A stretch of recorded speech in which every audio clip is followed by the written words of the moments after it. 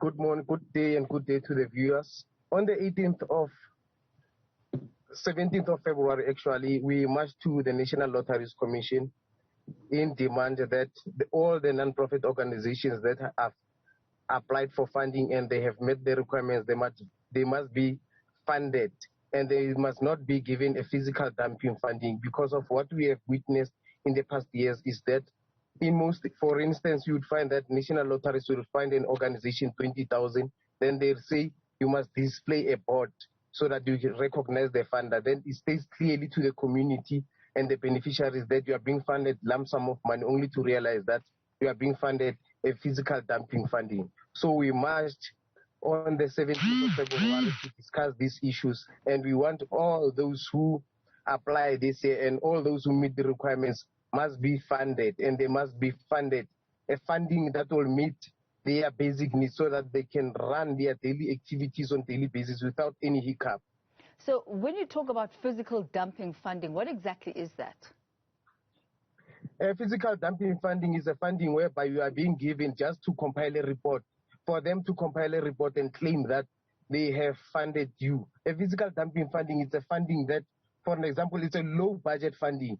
20,000, 100,000, 15,000, that's a physical dumping. Because of that funding cannot run the organization from January till December. That is why we say it's a physical dumping funding, because of most of our members have been receiving these physical dumping fundings. From 60,000, you cannot run an organization on daily basis with a budget of 60,000 from January till December. That doesn't make sense. Now, there are various allegations against the National Lottery Commission. And on the 17th of December 2020, we saw the SIU raiding their offices and seizing some of the documentation. Some of the allegations against the NLC include maladministration, nepotism, as well as conduct of some of the NLC members. How do you believe situations of this nature can actually be curtailed, and how can the rot be wiped out of the NLC? The NLC, the SIU themselves, they must invite us so that we can assist them with investigation. You can never investigate an individual or an employee of NLC while you're still asking the questions, is this you who stole this money? I will say obviously say no. So they are looking in the wrong directions actually. That is why there's no one who has been arrested ever since they have started their investigations. They must start inviting us. They will show them who did who is who, and who did what, on what day. We will even prove. We even have a proof of reference. We'll present the evidence to them. So are you So they are looking in the wrong directions. It seems like a two-way street here. There are members of the NLC who themselves have been found or at least alleged to have been guilty of some sort of misconduct. But also on the side of NGOs and NPOs, there's been found to be some misconduct there. Tell us about some of the misconduct that is prevalent within the NGO sector in relation to funding with commissions or bodies like the NLC.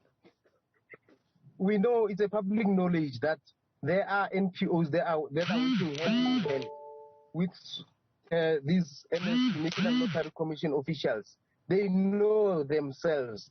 They have been working with them ever since, dating back from 2012 till today. They have been working with them, and these people have been receiving funds without any hiccup because of they have connections.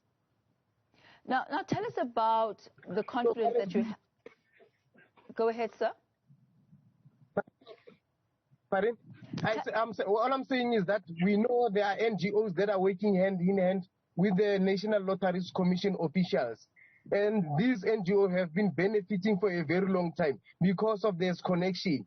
Currently, National Lottery, to get funding there, you have to know somebody from the inside. If you don't know anyone from the inside, you will never get funding.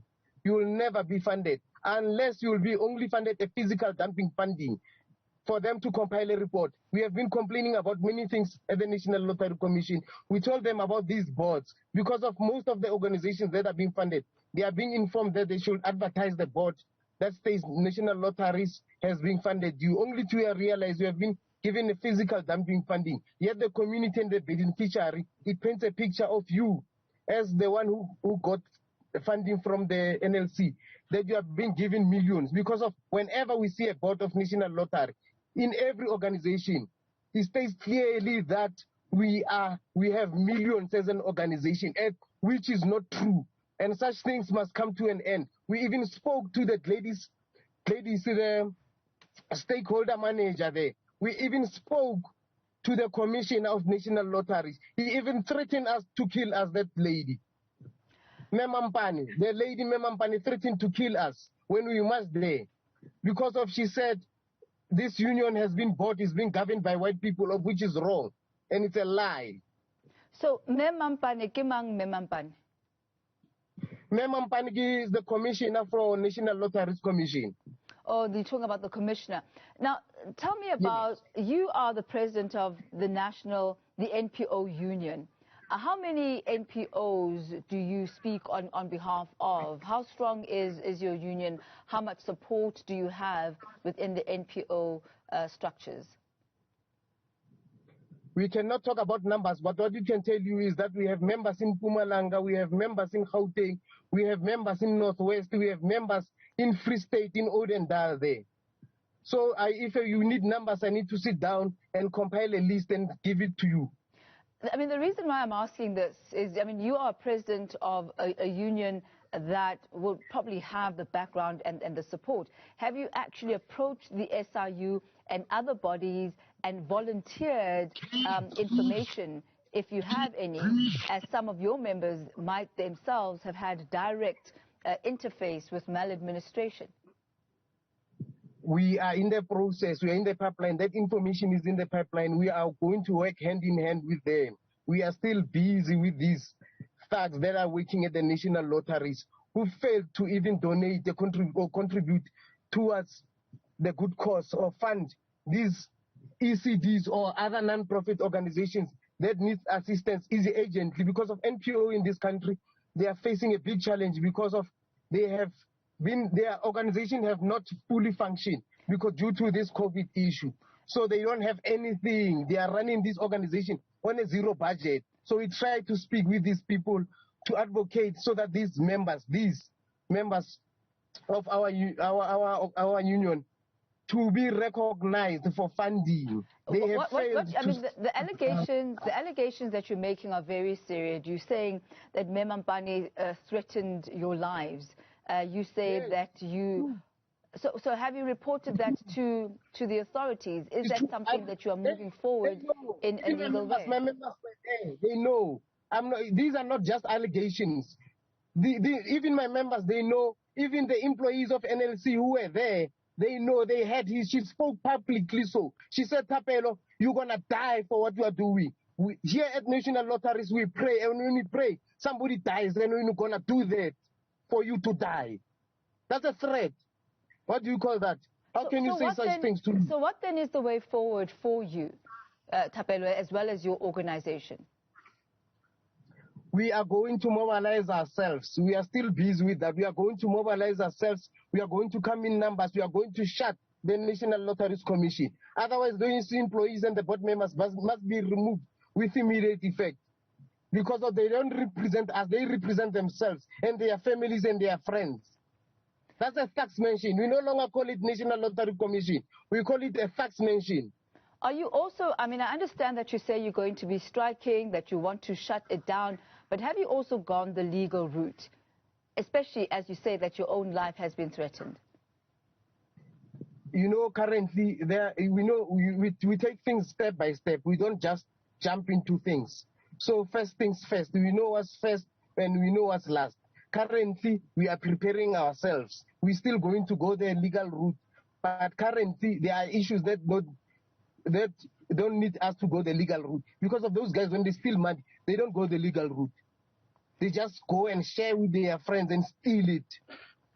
The National Lottery Commission says that the money that they have and the money that they get from South Africans, let me quote what they say. They say it's for good causes and it's for worthy projects. What do you make of the reports that have come out on Dr Tumi having handed himself over to the police and then released on a bail of 3,000 rand for alleged fraud? Look, in this situation, you cannot only focus on Dr. Tumi alone. Dr. Tumi, I believe he didn't do those things alone. He had a connection. He knew somebody from the inside, or somebody knew somebody from the inside, or the face, because of his well-known celebrity in this country. That is why he was being given this funding. So he cannot never paint Dr. Tumi alone with a red paint and say this is the bad one alone. There are those who are bad, who worked hand in hand with him. So we can never only focus on Dr. Tumi alone. We need to look into this matter. We need to go deeper to this matter so that we understand what has happened. You'll be shocked. Mr. Ntlele, yes. we'll leave it at that for today, but certainly we'll be keeping abreast of the movements and the developments that yourself as an organization will be making, not only